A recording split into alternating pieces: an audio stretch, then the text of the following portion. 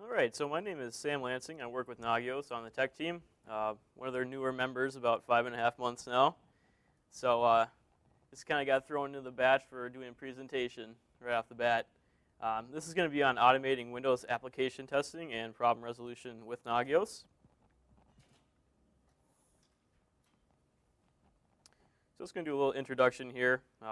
Basically what I do at Nagios is some of the example projects I've worked on.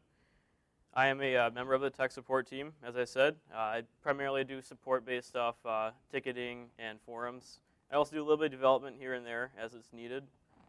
Since we have a fairly small team, it's kind of cool because you get to actually go out and do different gamuts of everything we do at Nagios. I also work on documentation, so I basically touch up on stuff as it's updated. You know, some stuff goes out of date over time, and I've also done documentation on what I'm going to be talking about today. And if any of you guys want to try that stuff out, it is linked on here as well. This presentation is going to be able to be found online at the Nagios site after the conference. So some of the projects I've worked on, this is going to be covering a couple pieces of software that are free for use, and as well as event handlers that you can use with Nagios. So what I'm going to be showing today is a timer plugin that I created for Auto IT.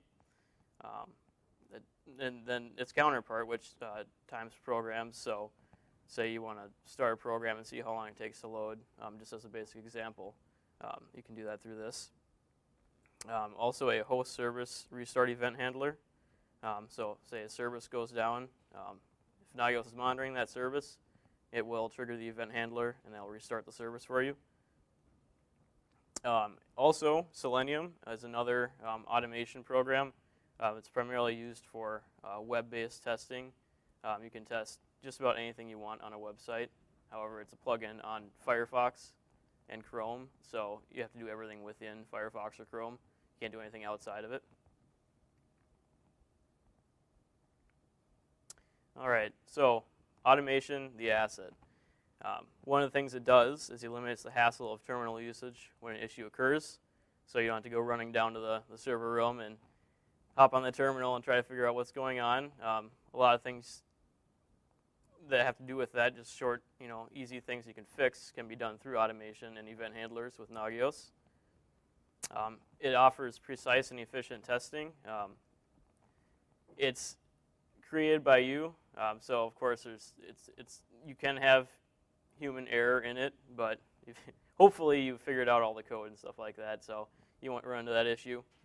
Whereas, like I said earlier, if you had to go down and figure out problems or create tests and do it all on your own and record it, sometimes you might have to do it multiple times to get it just right.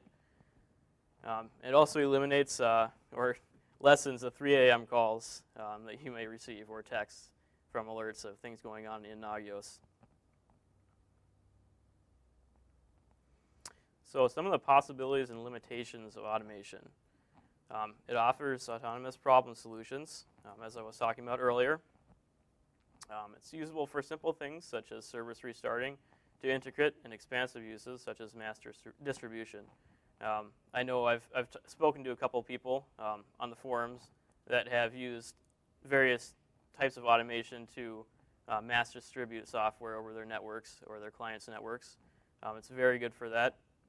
It eliminates you having to remote into computers and install everything by hand. You can just run a script and it can just sit there and wait for it to finish. The main limitation as far as AutoIT goes, which is what I'm going to be showing here, is interface interference. So AutoIT, what it does is it captures just about anything you can do on your desktop. So it's primarily for Windows. There have been some basic ports to Linux, but it is kind of difficult to get it working, and it doesn't work with a lot of the distributions, so it's usually used on Windows. The interference comes where what it does is it basically virtualizes a user using the computer. So it will move the mouse cursor and use a virtual keyboard to input all the commands and everything that you would normally do. So it's difficult to kind of work with it work with the computer that something, a script is running on at the time being. It is advisable to cron the scripts so they don't overlap.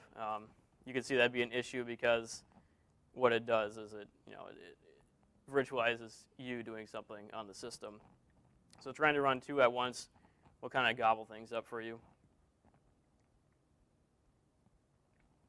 All right, so Autoit and Selenium. Currently, Nagios has implemented Autoit and Selenium. There are other options available, which I will speak about towards the end of the presentation. But these are the ones that we've documented so far, and we've created little scripts that you can just get off your feet with, and you can get your feet wet in automation with them. With these two, there is a very large user base and support team. They have their own forums. Of course, we can offer support for anything that we've created on our forums, but that's always there to lean on as well. Some of the price solutions, what's nice, and this goes for open source stuff as well, is you've got that user base that maintains it. So it'll kind of eliminate, I guess, waiting for people that are actually paid to do their job, because they could get flooded, and then they may not provide the perfect support that you want, because there are people that have dabbled in just about everything with it that you can find on their forums. And it's easily molded to your needs. They're both very expansive, which I'll get into as well. With the paid solutions, they offer, of course, pretty user interfaces and stuff like that, but they're kind of hard to work inside if you want to mold your own thing. That's a big thing for system administrators, because usually, you end up making your own scripts at some point, and you want to build your own stuff. So triggered scripts, this would be in the event handler gamut of things. They're event handler driven through Nagios. That's, as far as what I've worked on personally, I've done it with event handlers because it's quite easy to write an event handler for a service or a host. They are simple yet effective. I show an example of an event handler that I created a little later on here, and it is a pretty basic script, but it's still quite effective. There's not a lot you have to put into event handlers, depending on what you do, of course. But for things such as service restarting, which is the example I'll give here, it's quite easy to create that. And they're easily editable. With some, like I was saying before, some of the paid solutions that I dabbled in, a lot of the scripts are executable file. Of course, they're executables, but they're not easy to edit. They're mostly all compiled, so you have to kind of redo everything. You kind of get locked into that when you try doing the same thing with one of those. And that'll end up probably giving you more work as well, because then you're going to have to recompile. All right, so event handlers. What they are is what they do is they're triggered by a host or service which has a state change. So, for instance, restarting a service, you're monitoring, say, the print spooler service as an easy one that you can test on Windows. Nagios notices that it's down, triggers the event handler, that sends the input over to Windows, and that'll pretty much open a command prompt screen and do a net stop and net start of the print spooler service, for instance. You can use it for entering help desk tickets as well. There are some programs that are pretty easy to integrate this with. It's very helpful.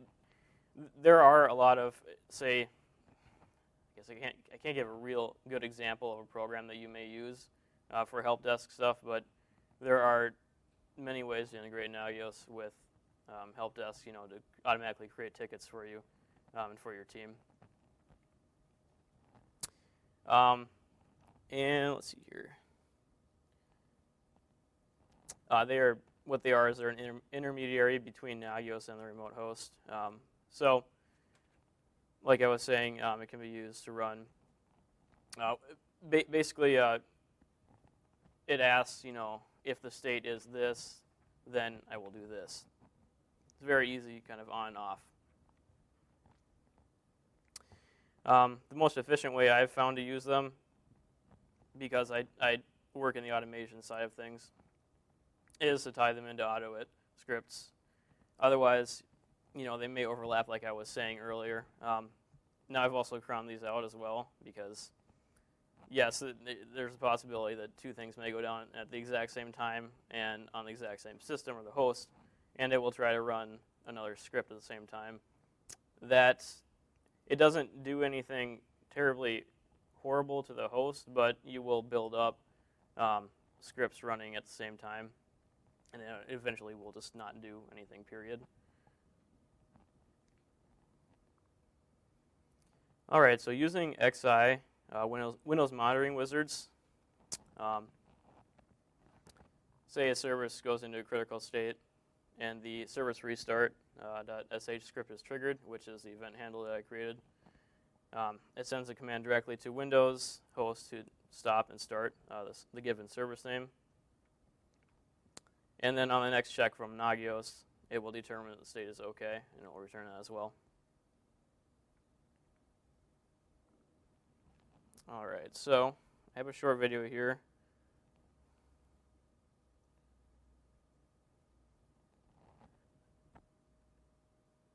Okay, so let me just stop at the beginning here and show you this. AutoIt, as I'll go into a little further on here, has a number of different pieces to it. The easiest one to use for starting out is the recorder. It's kind of a bad shot of it, but basically, so I'll move it on here a little bit more. You can tell it to shrink this, shrink this window while you're recording, record the text from the window, and also record the mouse. You don't have to use mouse recording. You can do it all by coordinates on the screen. But I find it easiest for illustration purposes just use the mouse so you can see it actually move and click on things. So what you do here is you're going to be selecting, one way to do it is you can select a program for it to start. I select Firefox in this video because I want it to open Firefox automatically when the script starts for this test.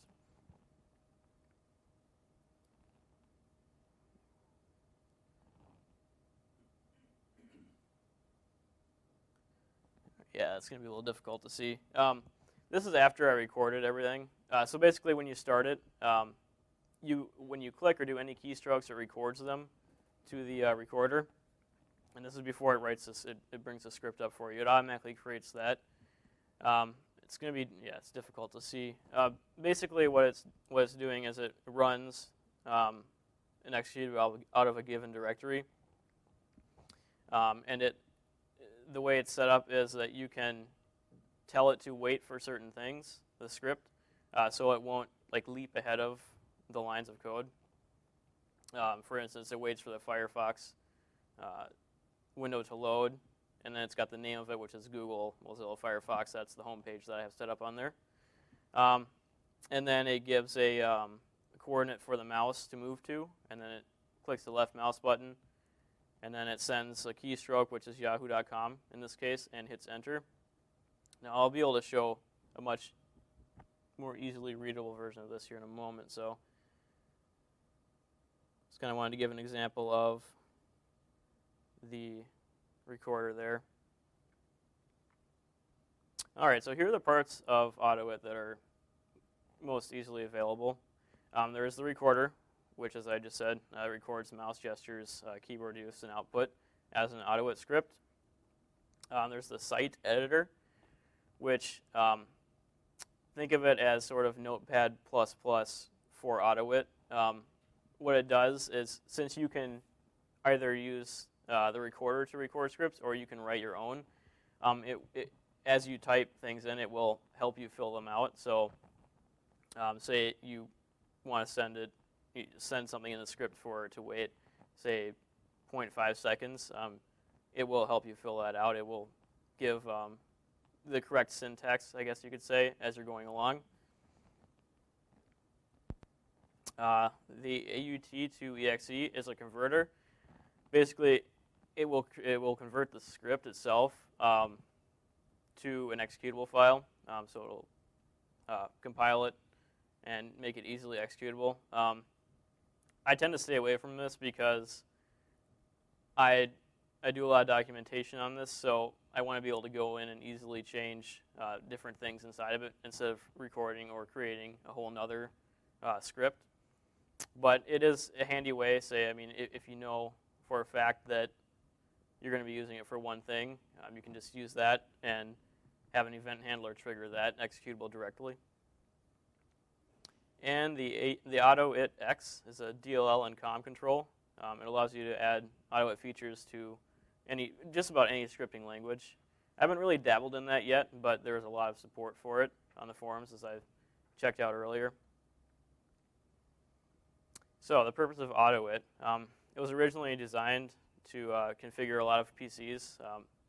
A team that worked at, I forget the name of the company now, had an issue with mass distribution of the software package. So they wrote their own little program, and eventually that turned into AutoIt. It's become a powerful scripting language. It supports complex expressions, as I showed, and I will show coordinates for mouse-based gestures and the like. Keystroke combinations for shortcuts that are within Windows already. You can easily integrate those as well. It has an easy-to-learn syntax. You could liken it maybe to Batch. It's very simple. It's easily readable by basically anybody that speaks the English language or knows the English language. You can manipulate processes in Windows. So you can use process IDs to call different functions and stuff that are inside of Windows, stuff that's running currently. It also uses Windows titles. When a window is open inside of Windows, it basically gives it a title. This is able to be called by AutoIt, so you don't necessarily have to mess around with making sure that a window is selected. It will do it automatically based on the title of the window itself. It does use standard Windows controls. Everything from the F keys on a keyboard to say Alt Tab, to switch through different windows that are open. You can also create GUIs with it. So say you're writing your own program and you want something to easily create a GUI with, you can do that through AutoIt. It has a pretty expansive library for that and a lot of support as well. It does support Unicode, and it works with the UAC inside of Windows, which is sometimes a big issue if you don't have it disabled for security issues or security reasons. Excuse me. It's small and standalone, so it doesn't require any registry entries or DLLs, which makes it easy to use just right out of the box. As I said earlier, they can be compiled into standalone executables for security reasons, so you don't want someone to be able to open up that remotely and change something in there, fiddle with it, possibly cause a lot of damage to your environment. And like I said in the previous slide, it now is fully Unicode aware. That was just a recent issue, but I could say issue, I guess, an issue that they ran into on their support side. A lot of people were wanting to get into AutoIt, but they couldn't because of their languages. It supports both 32 and 64-bit versions, and it gives you full Windows support. So like I said earlier, windows are referenced by title, text, size, position, class, and the internal Windows or Win32 API handles. So I just threw out a couple of rules of the automated monitoring road here. Maintain control. I'm going to stress that again. Try not to have issues with your scripts recurring or running at the same time as other ones. It's a big thing, especially if you are doing stuff on a remote host that is in control of a large number of servers. Like I said again, use caution with the over-automating. It can be great, and I've done a lot of things on my computer at work through automation. It's nice to just have certain pages open right when I get to work in the morning on Monday. Just grab my coffee and get to work. But I try to hold myself back because things can still go wrong with that. And in the end, you'll make more work for yourself cleaning up. You may have to answer to somebody about that as well, which is not always a good thing. So integration with Nagios. So we're going to go over the check page load time plugin. What it does is it checks the complete time a web page takes to load from the Firefox browser. So it doesn't start timing until the browser is completely loaded. There are issues with other programs where there is no way to really tell it when to start a timer. That's one of the nice things about AutoIt is you can tell it to start the timer at any point, or after a certain thing happens, say you actually get that window completely loaded. It sends the data via NRPE through NSClient++, which I'm sure if you're in here, you do something with Windows and you have used NSClient++. And then it outputs the data on the XI web UI in a clear format, so easily readable time format.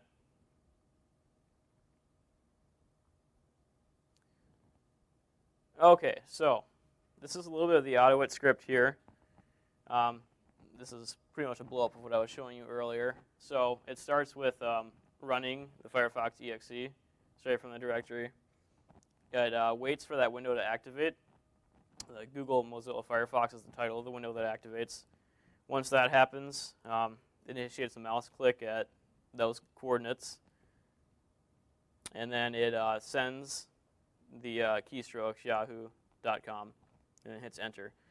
As I said, it's pretty easy to understand what it's doing. It's pretty basic. And it goes through that.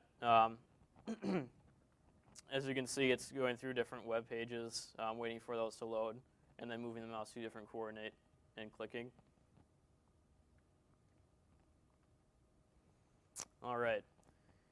So when a cron comes up for Nagios XI to run a check on a remote host, this batch file is executed. Now this is a service under this Windows host, which continuously checks that the web page is loading all these different pieces inside of it, and it also times those two, which could be good for remote testing of web pages. Say your home office is in, we'll just use St. Paul as an example, and you're running websites out of Guatemala. You can test the time from the load time from your location, and then another person from another office can check the time from their location. Just to give an example of the performance. This is a very easy, very simple batch script here.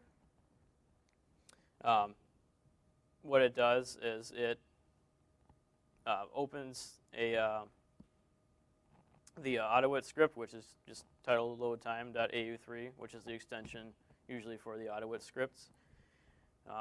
It echoes back that it's running the script to Nagios. So say you're running it from the terminal of a Nagios server, you'll know that it's actually going to be running the script at this point. And then it waits till the script is over. It types loadingtime.txt. Well, it types into loadingtime.txt, which is a file. Basically, it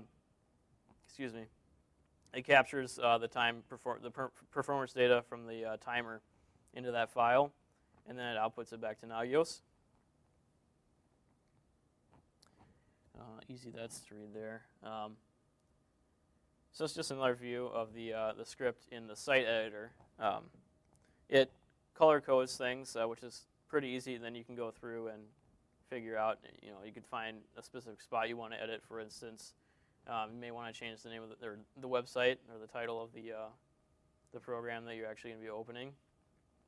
On the bottom image there, it's initiating the timer. So after it sends yahoo.com to the URL, or the URL bar on the top of Firefox, it initiates the timer. And then from there, it's waiting for the name of the next page to open. And then it ends the timer once that's completely loaded. I actually just stumbled upon how easy it is to do that, because what it's doing when it says that the name is changed on the title of the program, is that it's actually checking to see that everything, all the Java and everything is loaded inside of the web page. So it's been completely loaded for you. Then it runs Notepad. And waits for it to load. Sends the string, which would be the time that it recorded. Closes Notepad. It sleeps for half a second. It sends the enter key. So what it's doing right here, basically, is it's making sure that the file saves. It's inputting the name of the file, loading time, and hitting enter. I just had to wait a little bit of time because say the system might be a little slower than you're used to, that you're running this off of, as well as you're running it remotely. You may want to give it a little bit of extra time there just to make sure it's all caught up. And then the confirm save as window pops up, sends enter, then it closes Firefox, just to make sure it cleans up after itself. So then the batch file dumps the text from Notepad to Nagios, as I said earlier. The server receives this as a long text string, just very, very long version of how many seconds it took. I mean, it's down to milliseconds. And then it's converted inside of the event handler to, I believe it's the event handler, to a readable format. Or no, that's part of the plugin on the Nagios side. They do a readable format. So it will show you it took 1.2 seconds to complete the task.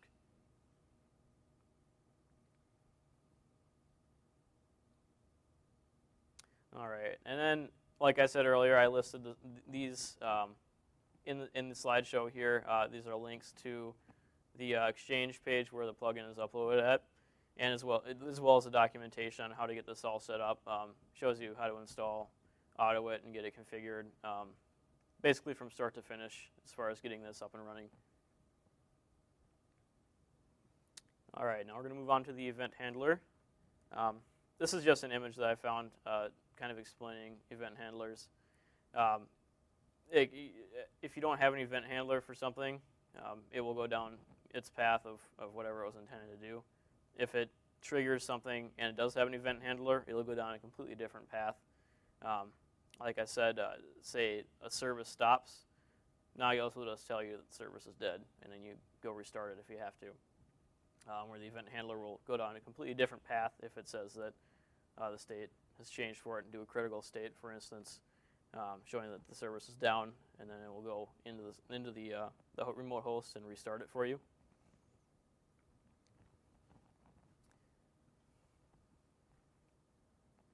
All right, so for instance, restarting a service, like I've been talking about, and it looks like this is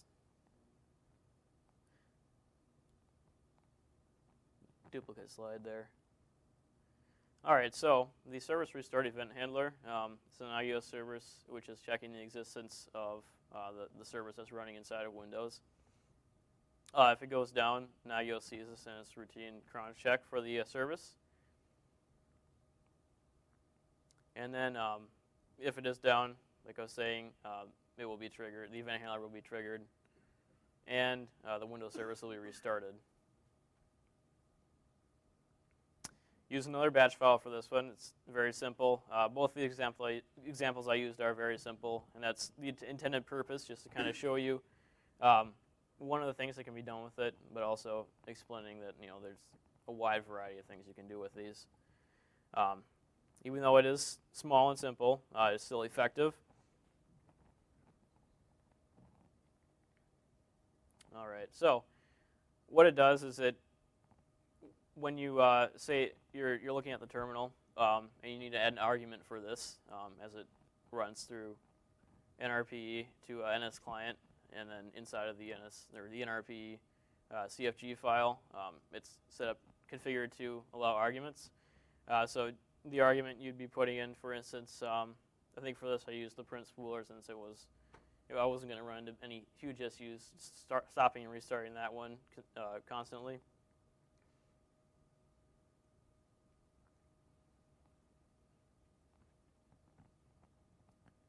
Okay, so like I said, the batch file only does two things. It stops and starts the service. I didn't want to hard code the service in there just because that would not allow for a lot of flexibility, and I have to go in and change those constantly. As you can see here, it's running NRP check to a local, not a local host, but one on the network. The name of the batch file is just simply run cmd as an example, and the argument was spooler, which is the print spooler service. And then Nagios will show you as it's happening that it was stopped successfully, and then started successfully as well. This is just a look into the simple event handler that I wrote for it. It only looks at two things: if the service is up or if it's down.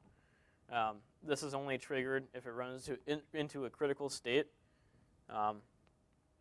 And this is all argument driven as well here. This is stuff that is supplied inside of the XI UI when you're writing the command for the service to run, or the event handler to run.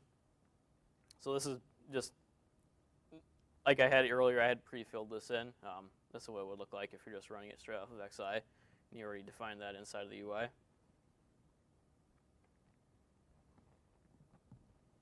All right, so some possible uses for event handlers. Check Windows updates. It'll check for new updates on, you've probably maybe seen this one floating around on the Exchange. There's a script that checks for Windows updates, and it'll let you know if there's anything that requires updating. There's another one where you can filter it down to specific things, but that can be a little difficult to set up depending on your operating system. So say 5 security updates need to be done. This may be over the course of a week, since Microsoft likes to release updates for a lot of things. The event handler is triggered, and AutoIt runs Windows updates. You could cron the Windows system to run a system defrag at a certain time. You could run a simple event handler to check how much time has elapsed. You could say wait 24 hours.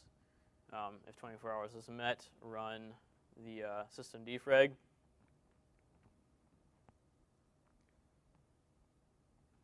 And then you could even run a performance graphing program to see the difference after the defrag.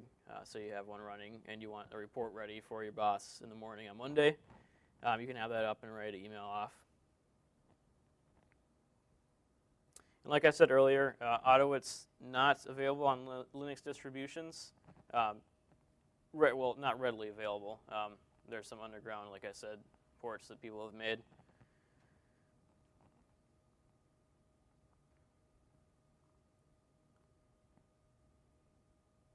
Then I have an example of the event handler as well, and documentation for restarting services in both Windows and Linux. Alex Griffin, one of my coworkers, kind of ported it over to Linux, which wasn't too difficult since they're both fairly simple files. And now we're going to move on to Selenium. So it's a web-based testing and resolutions program.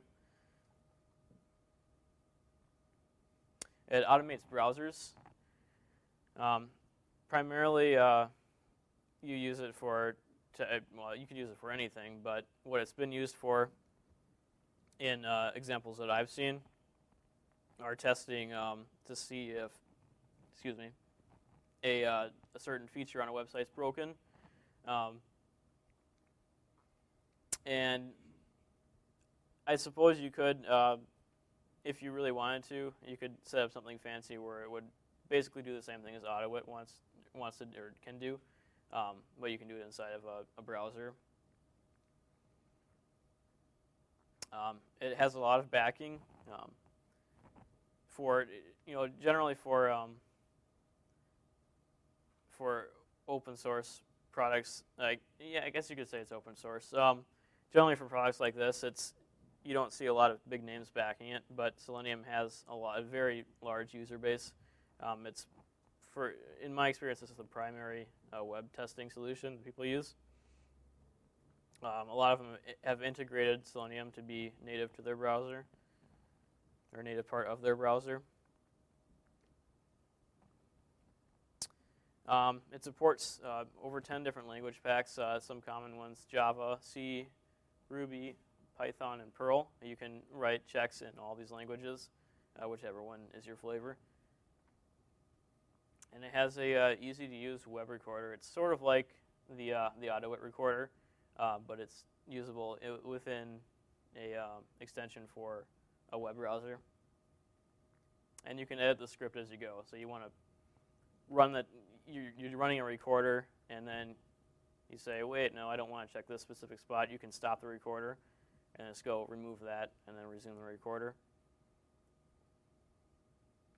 So there are 4 core projects with Selenium. There's the IDE, which is the Firefox add-on for recording and playing back tests in Firefox 2+, and generates the code to run the tests with the remote control, which I'm going to talk about next here. The remote control is a server system for controlling browsers locally or remotely. They call it a server. It's basically a Java jar file, which is initiated locally on the system that you're testing. It's a very small file, but it allows the scripts to communicate, say, with Nagios. It's easy transfer of the information. They have the WebDriver, which is the core thing that runs behind Selenium, from what I know of it. And then Grid, which is a mass deployment solution of testing. This is a big reason why a lot of people use Selenium, as they run a very large amount of websites, and they monitor a large amount of websites, and they want to be able to test those, so they can deploy it in mass amounts without having to go into each system and install everything individually. So the check that I wrote for an example here is called Check Selenium. It's designed to pass Perl scripts through a remote system. In this way, you can control web-based automation and testing through Selenium, via Nagios. And as you could probably guess, the examples are in Perl. So this is an image of the IDE, which is the recorder for Selenium. There's a lot of different options inside it for different things you want to do. The main things that there's not a lot you have to do with it to get it set up, but there are a lot of different options, like I just said. I haven't really messed around with a ton of them because I haven't had a need to. I can just write the scripts, save them, and then execute them. So when it is recording scripts, it's in Selenese, is what Selenium calls it. It's their own language, which I have Nathan Broderick, which is here as well at the conference, has wrote a converter for those to a different language, which is really nice because you can easily do that without having to completely rewrite everything. That's available as well through here.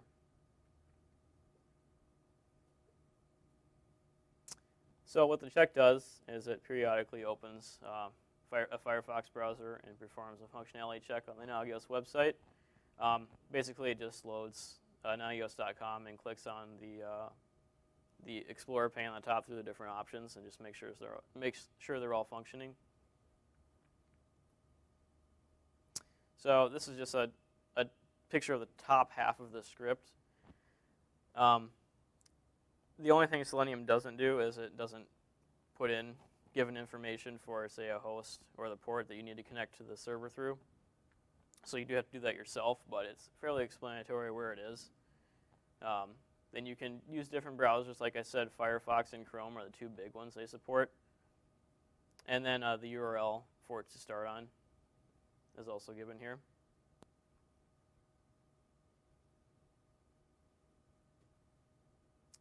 Okay, so this is all a bunch of gobbledygook, but what it's doing is it's running through the test, and we'll output this to a terminal if you just want to watch it live.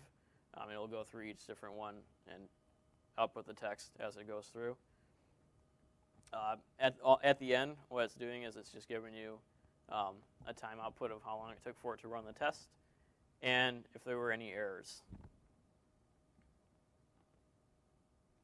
And this will be the output on the Nagios XI UI. It's in the OK state, which means it got through all the tests fine and didn't run into any issues or hiccups. If it does, it will let you know where the issue was. And it also gives you the time it took to load the page itself here. And I've got an example video of that too.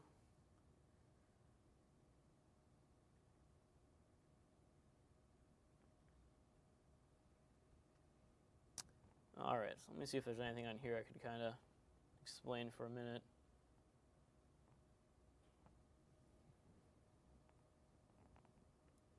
We'll see. So it's not really easy to watch the test as it happens.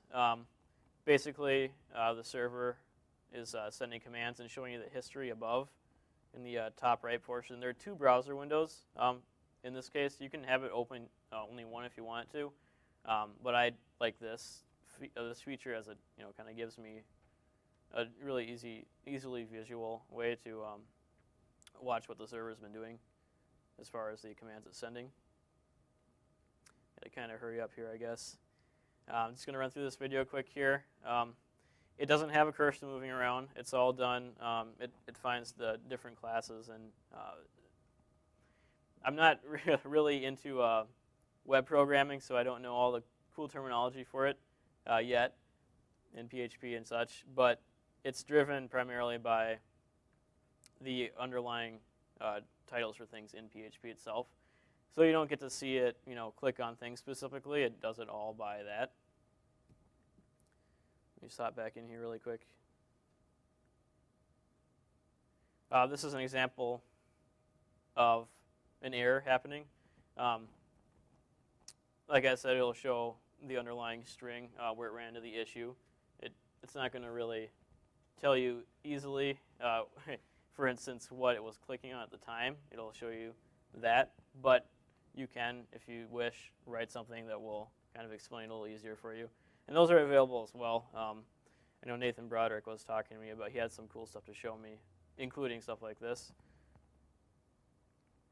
And then once again, both the Exchange page where it's been uploaded and the documentation for it can be found. So if you want to go check this presentation out later after the conference on the website, it's a really easy link to find all this stuff. And I'm just going to kind of breeze through this so we have time for questions. There are a couple other options like I was talking about. Win automation is done by Softmotive Limited. It has a clean and clear UI. It's easy to use. It's driven basically by visuals. It's really easy. You drag and drop symbols for different things you want it to do in the script. But like I said earlier, once that's compiled, you have to kind of redo everything again to get it to change if you just want one little tweak done. Automate is by Network Automation, Inc. It's basically the same thing as the previous one. One thing to mention about them is they really have a non-scripting attitude. They want to move away from scripting, which, if you're doing simple things, like I said, it may be easy to do that. But if you're running, a huge environment and you need to run or need to create or edit, for instance, the same script for different issues that you're running into or different checks you want to write, probably not the easiest way to do it. I would recommend AutoIt for that. All right, so thank you. If you guys have any questions, just go ahead and shout them out or raise your hand.